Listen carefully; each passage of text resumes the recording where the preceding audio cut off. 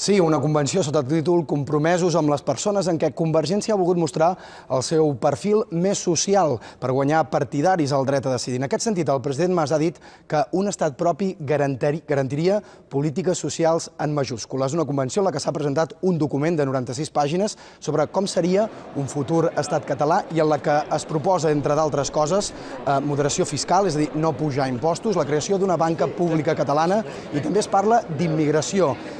Diu que seria necessari per obtenir la nacionalitat catalana tenir uns coneixements mínims de cultura i llengua catalana. Sobre les previsions catastròfiques que fa el govern espanyol davant d'una hipotètica independència de Catalunya, el president Mas ha recordat les inversions que tant Ferrari com Amazon, entre d'altres, han anunciat aquests darrers dies. Un acte, el d'avui, en el que també ha participat el candidat de Convergència a les europees, Ramon Tremosa, i en la que el president també s'ha referit a la situació de Crimea. Ha dit que no és assimilable a la de Catalunya perquè allà, ha dit, hi ha coacció.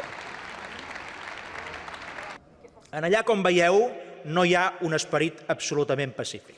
I a casa nostra sí. I aquesta és una gran diferència. I que ells, que ens estan amenaçant contínuament en què no ens en sortirem, que recordin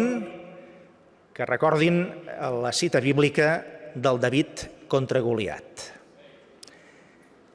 David, amb astúcia, amb determinació i amb voluntat, va vèncer Goliat. I en aquest cas no cal que us faci les comparacions perquè les heu enteses molt clarament.